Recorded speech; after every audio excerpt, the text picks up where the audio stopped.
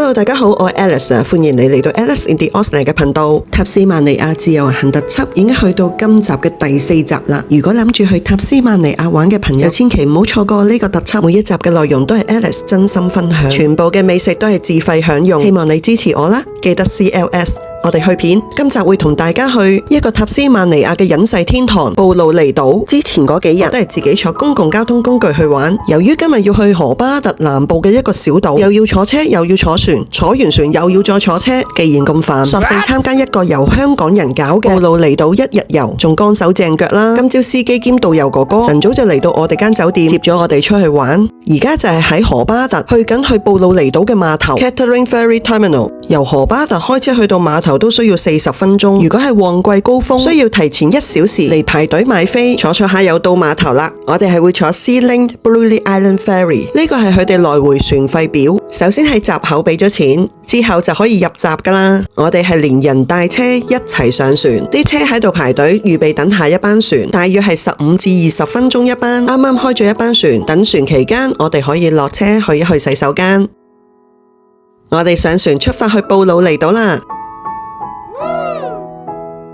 泊好架車之後，我哋就可以落車上上層休息區睇風景，吹下海風。呢一架 Sea-Link 布魯尼島渡輪係喺 Catering 碼頭開出，然後到布魯尼島嘅 Roberts Point 碼頭。呢架渡輪每次係會上30幾架車輛，無論係自駕遊旅客或者跟團，大家都係坐同一班渡輪。不過我覺得如果要去布魯尼島，一係就係自駕遊，一係呢就參加本地團。因為布魯尼島上邊嘅景點都幾分散，分咗南北兩面，島上邊亦都冇公共交通工具去接駁景點，成個島只有600個居民，公共巴士係不存在嘅。坐咗20分鐘之後，已經就快到布魯尼島，我哋要上返車啦。如果想係自由行布魯尼島，我覺得就唔係好啊。布魯尼島嘅地形好獨特，係由南北兩大陸塊組成，中間係以狹長沙質地峽相連，所以我哋第一個景點要去就係布魯尼島最標誌性嘅景點——狹長嘅連島沙洲 The Lake。The Lake 連接咗北島嘅牧場同埋南島嘅原始叢林，由高處望落去，見到一條細長嘅雪白沙洲，形成罕見嘅雙海灣地形。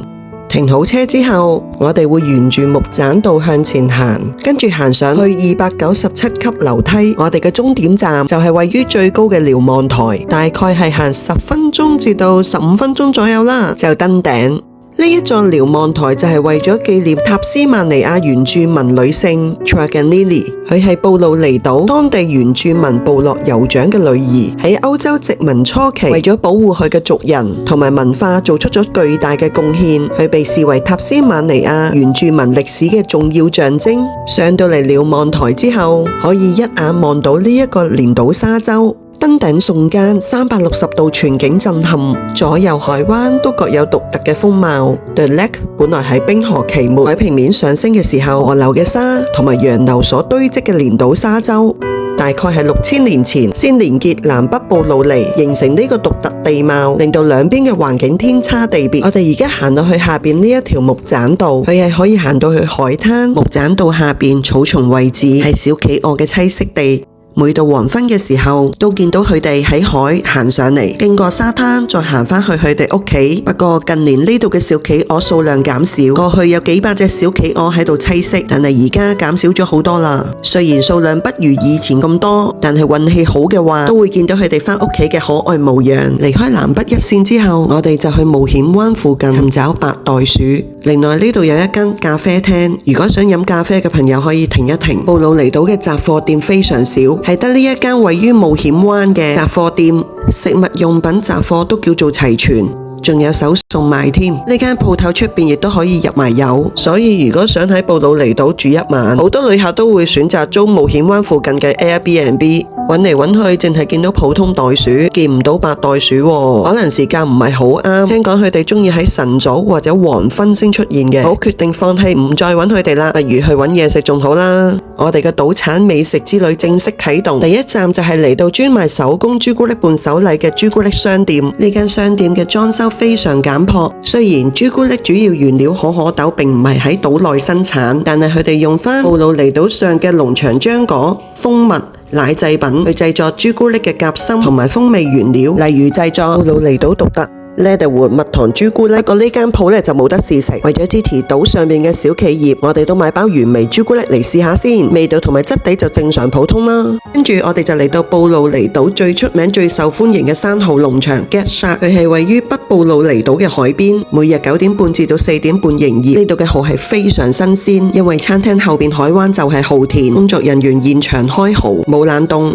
冇運輸，食到嘅就係啱啱喺海上面撈上嚟嘅蠔，又點會唔新鮮呢？大家都睇到每隻蠔嘅蠔殼好薄，每隻蠔都好大隻，好肥美，脹卜卜咁樣。食蠔嘅食法，除咗擠啲檸檬汁落去之外，亦都可以撒一啲黑胡椒上去，少少辣提起個鮮味，更加好食㗎。呢度啲生蠔一啲腥味都冇，好好食。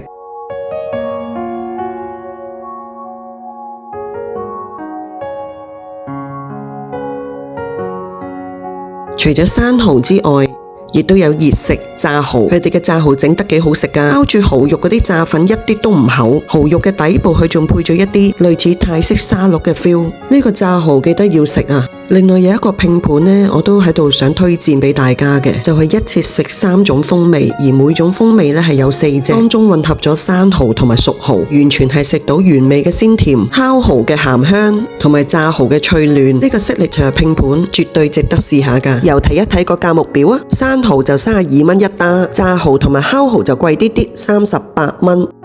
至於個 signature 混合拼盤呢，就貴1蚊，39蚊一打。呢度除咗食生蠔之外，都有其他食物食，不過款式就真係唔多啦。呢度除咗食嘢，亦都有售賣工藝品，仲有一啲有特色嘅食物同埋飲品。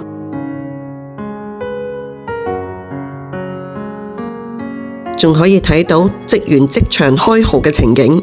離開生蠔農場之後，我哋就去咗蜂蜜農場，塔斯曼尼亞獨有嘅 Leatherwood 皮革木蜜蜜糖。佢嘅花園係嚟自西部嘅雨林野花，顏色金黃黏稠，野花嘅花香撲鼻，絕對唔似超市嘅貨色，個味道係好特別，佢帶啲苦味回甘，絕對唔係嗰種甜甜厭厭嘅味道。呢度係有得試唔同味道嘅蜜糖。嚟塔斯曼尼亞，通常啲遊客就會必買 Leatherwood 嘅蜜糖。